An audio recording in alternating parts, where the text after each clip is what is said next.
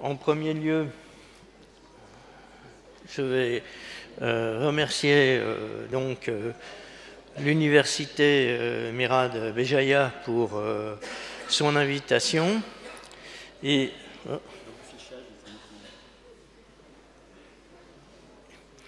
la faculté de sciences économiques, commerciales et de gestion pour toute l'organisation qui a été développée sous la houlette de Baïd Hachemaoui et de Malek Amgar, en particulier avec tous leurs collègues. Un grand merci.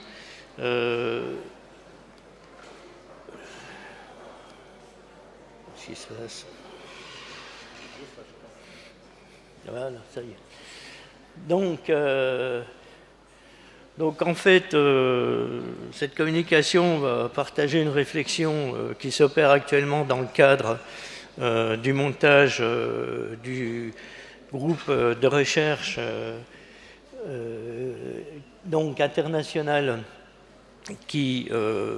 auquel nous allons candidater, qui va donc être évalué internationalement et nous l'espérons validé.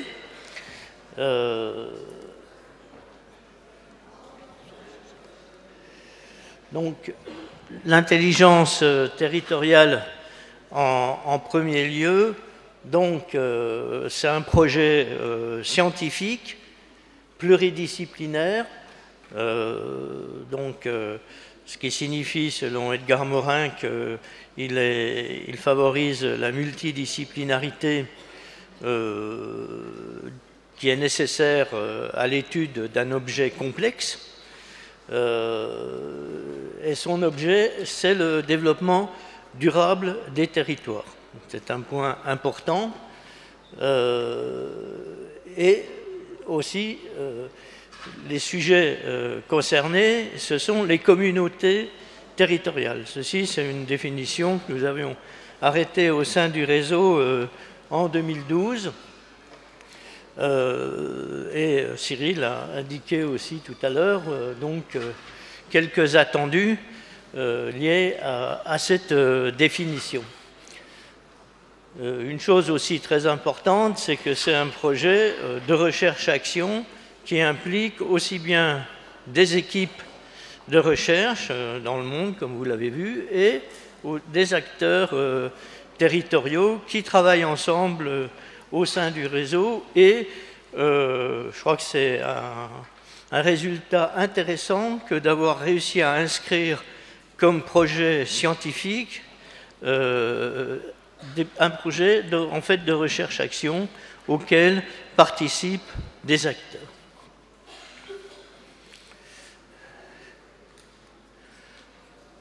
Alors, dans un sens plus pratique, en fait, l'intelligence territoriale, elle vise à associer à l'échelle d'un territoire des connaissances savantes, mais des expertises professionnelles également, voire des savoirs populaires et bien sûr tous les artefacts que constituent actuellement les technologies de l'information et de la communication. En général, ces compétences sont réunies pour contribuer à la résolution d'un problème concret au moyen d'un projet concerté. Et ce projet va s'inscrire dans une logique de transition socio-écologique vers le développement durable. Le problème concret résulte en général d'un besoin identifié des acteurs et des habitants, et les acteurs vont s'associer dans un projet qui va être concerté, c'est-à-dire dont ils vont définir les objectifs, la stratégie. Et donc, l'objet de l'intelligence territoriale, ici, ce sera de renforcer la coopération des acteurs publics et privés, professionnels et bénévoles, organismes et personnes qui sont convoqués par ce projet concerté.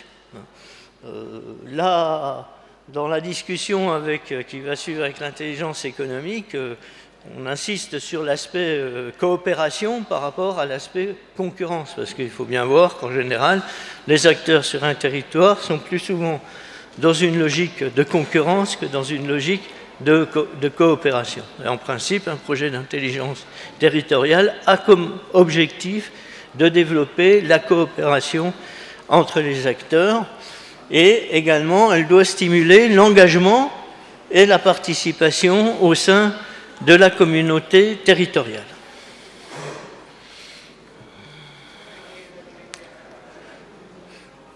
Donc, à partir du moment où on parle du développement durable, pour se référer aux définitions de base, c'est-à-dire celles du rapport Brundtland, en fait, on parle d'harmonisation des objectifs économiques, sociaux et environnementaux.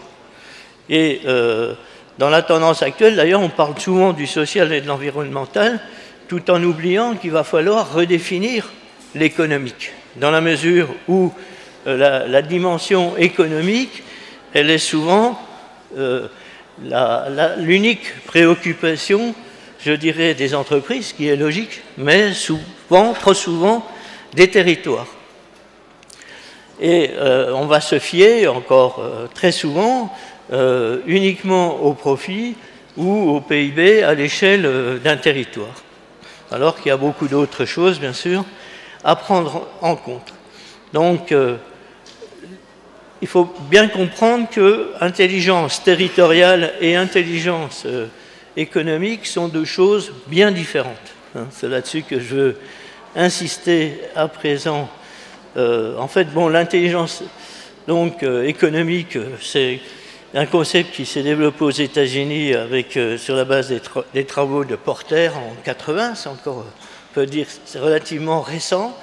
Et le terme américain, c'est competitive intelligence ou business intelligence. Donc, l'idée, c'est en fait de dégager, à partir des informations disponibles, un avantage concurrentiel significatif. Donc, l'objectif, dans le cadre d'une entreprise, et ça peut se comprendre, c'est essentiellement de dégager du profit, quels que soient les moyens. On le voit bien maintenant avec les Paradise Papers que il n'y a pas de limite éthique à cela. Et lorsqu'on parle d'intelligence économique à l'échelle d'un territoire, les objectifs sont essentiellement économiques. Donc, il faut bien dissocier ici l'intelligence économique de l'intelligence territoriale, dans le mesure où l'intelligence territoriale vise d'autres objectifs, et on en parle, des objectifs environnementaux, des objectifs sociaux. Un point important, c'est le knowledge management, parce que de toute façon, tout cela repose souvent, enfin, en matière d'intelligence économique, l'apport qui a été réalisé, c'était l'utilisation de l'information. On est dans la société de l'information et on va utiliser l'information pour voir quels sont les avantages au niveau concurrentiel. En intelligence territoriale, on utilise également le knowledge management, on utilise également tout ce que permettent les nouvelles technologies dans la matière, et ce qu'il faut bien voir, c'est que les choses ne se passent pas au niveau des moyens employés, mais au niveau du but. Est-ce qu'on va utiliser ces moyens de traitement de l'information, avec tous les problèmes que cela pose, pour dégager uniquement du profit, pour dégager de la compétitivité, ou est-ce qu'on a des objectifs beaucoup plus larges? Bon, si on n'avait pas ces objectifs plus larges, on ne serait pas aujourd'hui en train de parler de la gestion des déchets, par exemple. Alors, un concept qui est aussi important dans le même contexte scientifique et technique, c'est l'intelligence collective. Parce qu'en fait, le concept d'intelligence collective, qui est souvent utilisé par des gens comme Prior, par exemple, bon, qui sont des propagandistes de l'intelligence économique, en fait, il dit clairement que l'intelligence collective va comparer les résultats tirés ou de la concurrence ou de la collaboration, de la coopération. Donc ça, c'est une piste qui est quand même assez intéressante parce qu'il n'y a pas que la concurrence, il y a également la coopération et on peut finalement, sur un territoire, très bien, voir quel est le plus profitable face à tel ou tel type de problème. On vient de parler des technologies de l'information. Souvent, en intelligence économique, on voit les technologies de l'information fondamentalement comme un moyen, comme un outil. Alors qu'en fait, on est dans une société où les technologies de l'information, ce sont aussi, avant tout, un vecteur de développement. On voit très bien que le développement des moyens d'information, c'est une part importante du développement durable. Une petite remarque sur un concept qu'on emploie aussi souvent en parallèle de l'intelligence territoriale, et il y a souvent confusion, c'est celui de développement communautaire. Le développement communautaire, lui, il vise des objectifs, par exemple, de participation, mais on peut trouver énormément sur les sites américains de community development des outils de ce type, mais qui ne remettent jamais en cause le développement économique local. C'est-à-dire qu'ils n'introduisent pas les dimensions sociales et environnementales. Une autre tendance actuelle, c'est ce qu'on appelle les smart cities. Donc là, en fait, c'est une tentation pour pas mal de collectivités territoriales avec l'appui de leur bureaucratie et de leur technocratie, d'essayer de s'approprier l'espace territorial dans une logique un peu d'aménagement territorial, avec des objets connectés, avec des outils comme la géomatique, et en prenant des décisions d'aménagement, en fait, sans véritable consultation des citoyens, ou en faisant des consultations très rapides, très limitées, où en fait s'expriment surtout ce qu'on appelle des super citoyens. Des gens qui connaissent bien les choses, mais il n'y a pas une réelle, consultation des citoyens. Or, la consultation des citoyens, c'est quelque chose d'important. L'identification des besoins des citoyens, c'est un point très important. Et la confrontation entre la représentation que peuvent avoir les décideurs ou les acteurs des besoins des citoyens avec la réalité, c'est souvent très riche d'enseignements. Il y a des choses qui sont confirmées, mais il y a des choses qui sont infirmées. Par exemple, en France, la couverture médicale universelle, elle vient essentiellement du fait qu'on avait identifié que 3% de la population ne recourait pas à la protection sociale. Bon, on est parti de là et finalement, c'est une autre histoire, mais on a abouti à la couverture médicale universelle. Donc, pourquoi? Parce qu'à l'époque, tout le monde pensait qu'en France, tout le monde était couvert. Donc, il y a des gens qui échappent à cette couverture, eh bien, ce n'était pas compréhensible en termes professionnels. Mais en fait, ça existait. Et voilà. Donc, c'est une consultation, la consultation, et en plus, bon, ce n'est pas une nouveauté, je dirais, transcendante, dans la mesure où il appartient à très peu d'entreprises de vendre des produits sans faire une étude de marché, sans savoir ce que veulent les consommateurs, hein, et d'imposer un produit que ne voudraient pas les consommateurs. Donc il faut bien voir, ça n'est pas non plus tout à fait révolutionnaire de dire ça. Alors, je vais en venir à la notion de transition, parce qu'on parle du développement durable, mais il faut quand même expliquer comment on va passer du développement économique actuel, qui a fait naître des besoins pressants, des tensions importantes, bon, sur lesquelles je passe rapidement, parce que ça, maintenant, tout le monde le dit, mais l'idée de transition, en fait, c'est l'idée d'un passage graduel du développement économique au développement durable. C'est l'enjeu, finalement, auquel sont confrontés la plupart des territoires. Comment on va faire comme pour organiser cela. Donc, en fait, c'est aussi un concept maintenant de référence très important dans le milieu de la recherche, notamment en Europe, mais pas seulement, parce qu'il a été, je dirais, revivifié grâce à un ouvrage de Rob Hopkins en 2008, qui a connu un immense succès populaire. On trouve des tas de territoires en transition.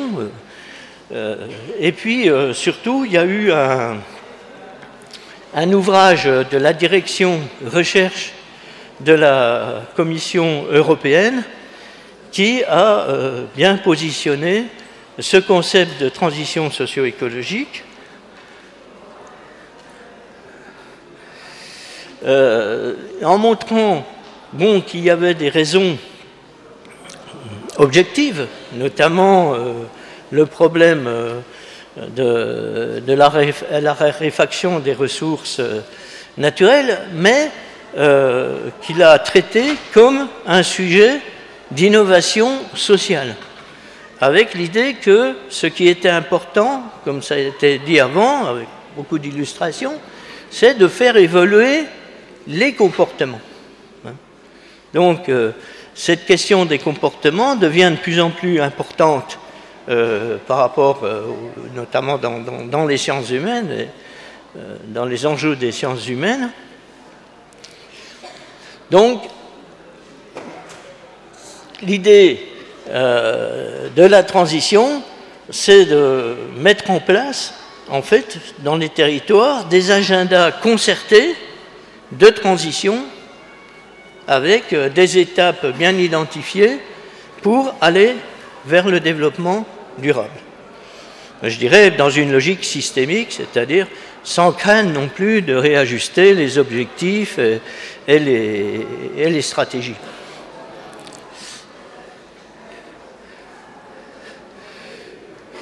Donc, en fait, si on regarde à l'échelle planétaire, dans le contexte de l'économie mondialisée, ce sont les territoires, à l'heure actuelle, qui innovent le plus dans le domaine de la transition et de toutes les transformations qui peuvent y contribuer, dans la mesure où les territoires, eux, doivent faire face aux coûts sociaux, environnementaux, culturels de la globalisation. Tous ces coûts dont nous parlons, de la gestion des déchets, ils reposent de plus en plus sur les territoires. Ils nécessitent une action nationale, certes, mais c'est aux territoires de s'organiser pour traiter ces coûts. Et comme on voit que c'est aussi des problèmes de comportement, eh bien sûr, c'est aussi la bonne échelle, je dirais, pour agir. Ça, c'est ce qu'affirme justement le rapport de la direction recherche de la Commission européenne, c'est que, en fait, ce sont avant tout les changements dans les comportements, qu'il s'agisse, d'accord, de comportements individuels et sociaux, qui vont contribuer, mais la phrase là est importante, s'ils sont stimulés par des politiques adéquates à diminuer la consommation en énergie dans ce cas-là. Je vais passer rapidement parce que je vois que... Donc, sur le fait simplement qu'il y a de nouvelles formes d'économie qui naissent, hein, on a entendu parler de l'économie sociale et solidaire, on va entendre parler de l'économie verte, etc. Donc le champ des transformations possibles au niveau économique, il est vaste, et il y a beaucoup de travail, je dirais, pour les économistes dans ce domaine-là pour faire le choix entre toutes les options possibles. Mais il est clair pour nous que c'est l'économie sociale et solidaire qui contribue le plus à l'intelligence territoriale.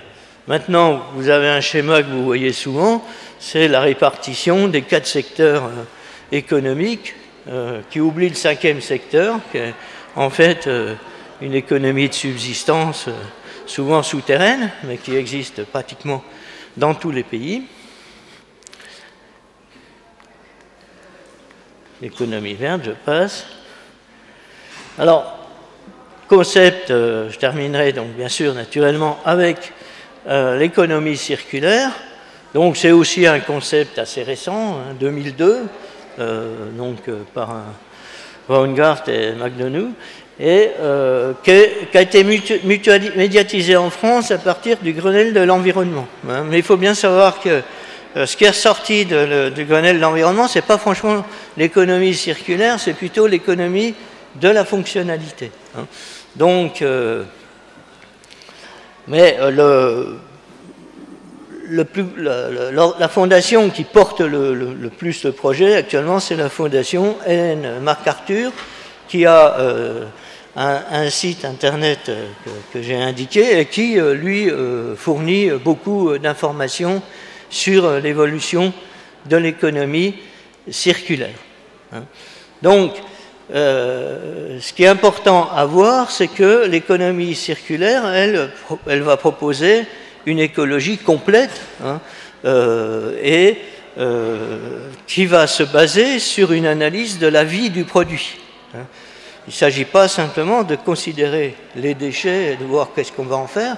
Il faut également concevoir ou éco-concevoir, comme on dit maintenant, le produit de telle manière qu'il se traduise par un minimum de déchets. Donc cela, c'est toute une branche actuellement qui est en développement, qui va permettre de faciliter le recyclage des produits avec de diverses méthodes, et c'est pratiquement une branche de l'économie à présent. Donc on a montré tout à l'heure le schéma, mais je vous invite à aller bien le regarder justement sur le site de la Fondation MacArthur, où vous allez voir toutes les étapes du processus qui est proposé et qui commence dès la conception du produit, hein, pas simplement une fois qu'on est confronté avec le déchet. Hein. Donc je vais arrêter là parce que je vois que je suis un peu trop long, mais j'insiste sur l'éco-conception, et je crois qu'il faut aussi bien insister sur ce que a dit Cyril tout à l'heure, c'est que le meilleur déchet, c'est celui qui n'existe pas, c'est-à-dire qu'il faut aussi, dans l'éco-conception et dans ses comportements, favoriser la réduction de la consommation de tout ce qui va produire du déchet.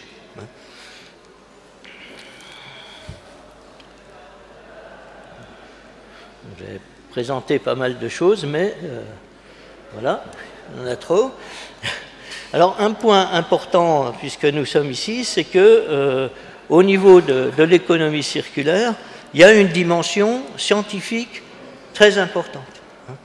À la fois, je dirais même en formation, parce qu'on parle d'éco-conception, mais il faut former les gens à l'éco-conception. Il faut également faire des recherches.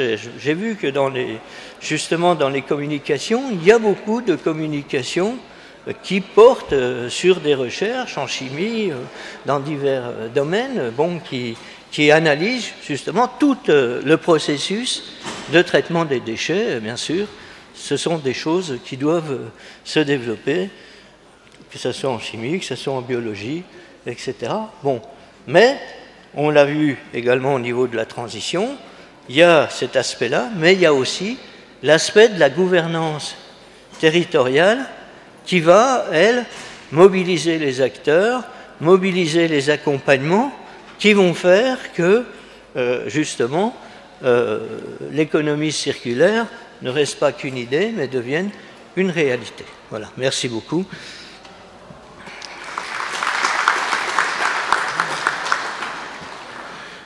Bien, merci beaucoup Jean-Jacques pour avoir à la fois